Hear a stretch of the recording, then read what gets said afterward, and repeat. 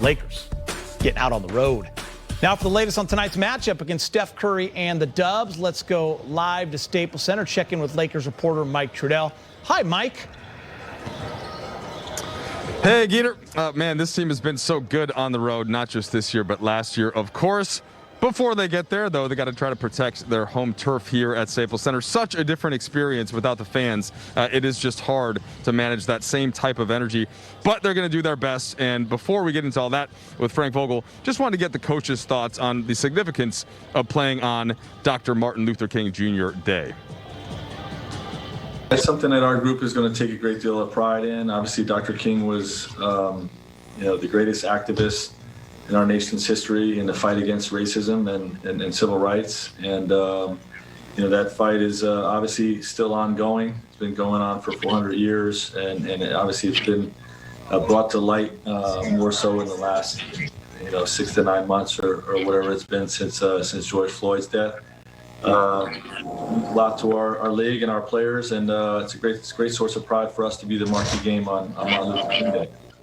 Frank, you've had so little time to practice, even shoot-arounds and such. Did having a weekend, quote-unquote, off, I know you did some practice, did that allow you to focus on anything from the first part of the season? Yeah, I mean, we really just we used a couple of days to get caught up on rest. We've had some off days, and yesterday's practice was really centered around, the details that go into trying to slow down a guy like Steph Curry. And, just get that game plan further along. Obviously, there's still a lot to implement throughout the course of the season. And, we'll continue to look for times to grow our offensive system and defensive schemes.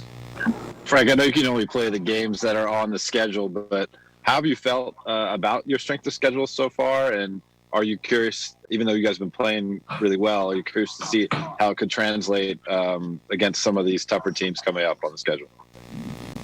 I mean, all these games are just a test of your habits. Whether you're playing against a great team or a team that's playing really well or a team with a poor record, it doesn't matter. You're trying to play to a standard and win as many games as you can. We've been opportunistic with being able to play the Grizzlies without John Morant and the Spurs without LaMarcus Aldridge. In those early road trips. But again, we try not to focus on the strength of our opponent. They're still going to have 5 guys on the floor, and we got to execute at a high enough level to win. So, just focusing on us. All right, there's Frank Vogel. So curious to see what he said about Steph Curry there. Are they going to treat him like they treated Harden and Dame in the playoffs last year and really aggressively trap? Or is it going to be kind of a hybrid of that since it's still early in the regular season? We'll see, and it'll tell the tale of the game tonight. All right, appreciate that, Mike. Good work. We'll talk to you later. All right, the development of Kyle Kuzma is always a hot topic in Lakerland, and during the Lakers' current win streak, Kuz is playing the consistent brand of ball that the purple and gold need from him for this team. Take a look at the numbers in Friday's win over the Pelicans. 11 points in 22 minutes, but look at the 11 rebounds, 3 of 4 from three-point land. Efficiency. Following Sunday's practice, Kuz spoke about his added attention to rebounding this season. Just real focused this season on, just doing what I got to do to, impact the game for this team. And, for me, just playing with energy and, just trying to create extra possessions for this team and, really just trying to, win ball games. I think that's the most important thing. With me being playing more on the wing now, playing the 2, playing the 3, not too many guards or, wings or anybody in this league really that boxes out. So just taking it personal and just trying to help the ball club out.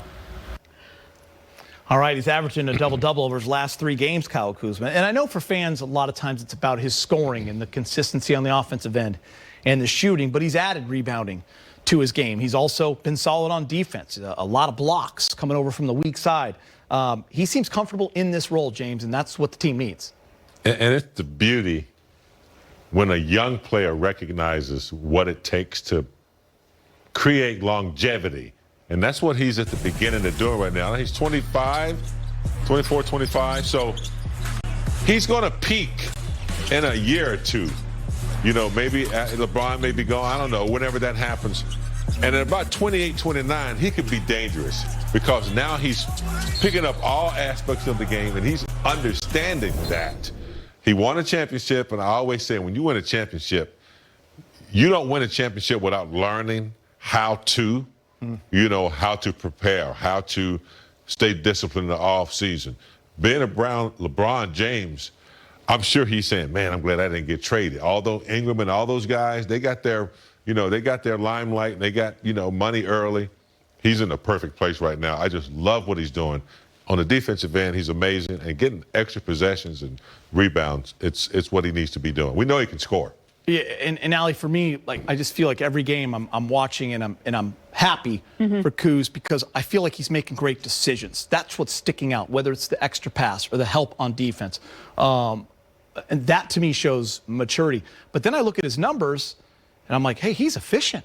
40% from three right now. I know it's early. By the way, that is real. You do say that. You don't just tweet about it. You say it. I say it. I'm like, extra pass. Like he wouldn't have done that 2 years ago. But I think what it is what we've been talking about a lot, really since the start of the bubble. His teammates have said it as well. The game is just slowing down for him. And you know, as a former player, that when the game becomes so slow for you, you're able to focus in and dial in on various ways in which you can actually impact and help a team win. And I think for him, he realized that jump and that leap had to come on the defensive end of the floor, doing the hustle plays, winning the hustle plays in terms of rebounding, creating extra possessions and energy. And then players are going to want to reward you. They're going to want to give you the basketball. And his confidence is already there to then step up, knock down the shots. The efficiency has been something fun to watch. And a lot of that comes from, remember, he was hurt starting last year, supposed to be the third member of this big three, and that's not how this team was built. He's watching friends and peers around the league play on bad teams but score 25 a game. Guys get paid. He had to go through some growth there, right? No question. And that's hard for a young player to do when you know you have talent. Remember, he came in here like busting out of the gates. Everyone loved him, right? Bunch of young players around him, no veterans. All rookie team. Then all of a sudden, I have to learn how to play with real men, who've been there 8, 9, 10s and have won championships. That's hard to do and go through injury. Everybody talking about third wheel. Even he's going to be the third guy. Once he overcame all of that and just decided, look, I just need to play the game, let the game come to me.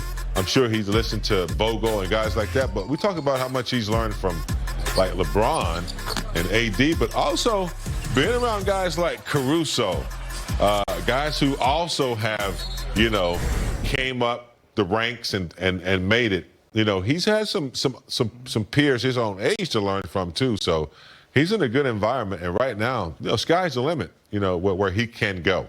My first year in the league, I was with the Cavs as a sideline reporter, and Byron Scott was the coach. And one thing he always preached when it came to the success of a player is their ability to stay within their box, stay within who they are. And I feel like what I've learned with Kuz, especially over the last couple of years, is there was a false expectation that followed him when those things around him completely changed. And I think what he's been able to do is slow things down and understand his role, finding different ways in which, as we've preached, to really fit in and be a part of a winning culture and winning success. And when that clicked for him, we're starting to see it. He doesn't even have to talk about it. He just is. Got off Twitter for a minute, too. That always helps. All right, we're about 30 minutes from tip-off between the Lakers and Warriors. Steph Curry is third in the NBA in scoring at better than 28 points per game. We're back with more after the break. But first, a throwback Mamba moment against the Dubs.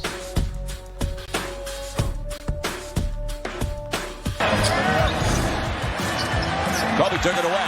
Fish will find him. And just like that, on the 360.